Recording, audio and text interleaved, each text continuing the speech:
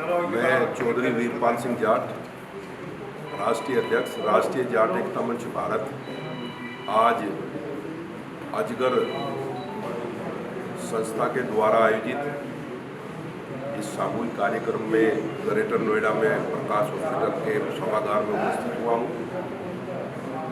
हमारा प्रयास है कि जो मार्शल कौम है, अहीर, जाट, गुर्जर, राजपूत, ये चारों कौम आपस में रोटी का रिश्ता, बेटी का रिश्ता, चारों समाज में आपस में समरसता, भाईचारा किस प्रकार से कायम, इसके लिए ये शुरुआत हुई है। बहुत अच्छी शुरुआत है। जल्दी ही पूरे हिंदुस्तान के अंदर इस मुहिम को लेकर के हम जाने वाले हैं। पूरे हिंदुस्तान में ये बहुत जल्दी बड़ी तेज़ी से फैलेगा और इसके बहुत दूरगामी परिणाम होंगे, क्योंकि हमारा आपस में जो संबंध है वो केवल मनुष्य का संबंध नहीं है, वो हमारे पैसे का संबंध है, हमारे संस्कारों का, सभ्यता का संबंध है। हम चारों जो मार्शल कौम है, सभी खेती से आधारित हमारा मूल पैसा है। हम खेती का काम करते हैं। हमारा रुझान है कि देश की रक्षा के लिए, देश की चाहे वो आंतरिक रक्षा हो, चाहे सीमाओं की रक्षा हो, हम बहादुरी के साथ में इस देश की सीमाओं पर, इस देश की आंतरिक सुरक्षा के लिए हमेशा तत्पर रहते हैं, लगे हुए हैं।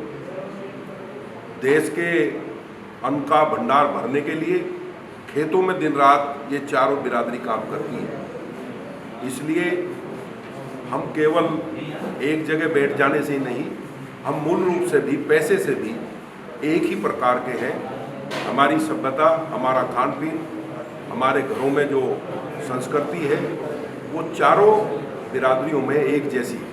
इसलिए ये कोई बहुत बड़ा कार्य नहीं है। राजनीतिक प्रतिद्वंद्विता के आधार पर आपस में इस प्रकार का एक माहौल बना गया कि चारों बिरादरियों में दुराव की भावना आई।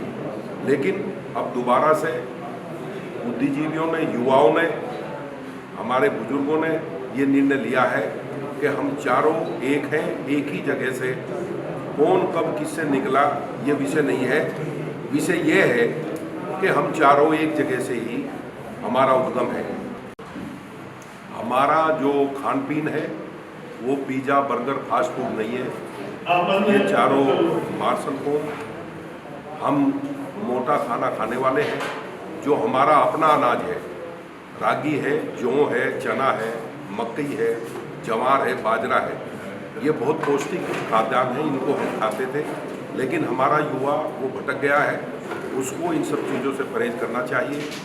आजकल मोबाइल फ़ोन का, इंटरनेट का बहुत ज़बरदस्त प्रभाव गांव तक, गली गली तक पहुंचा है। उससे भी हमारे युवाओं पे चरित्र के ऊपर बहुत बड़ा फर्क पड़ा है। जो चीज़ें हमें 18 वर्ष के बाद, बालिग होने के बाद पता चलती थी, वे कच्ची उम्र में ही हमें सब चीज़ें देखने को मिलती हैं, सुनने को मिलती है। उनका दुष्प्रभाव हमारे चरित्र के ऊपर, हमारे व्यक्तित्व के ऊपर जाता है। इस पे भी हमारे गार्जियंस, हमारे माँ बाप बच्चों के तरफ ध्यान रखें और इसको जिद में ना लें। इसको युवा भी स्वीकार करें कि ये हमारे फ़ायदे के लिए है।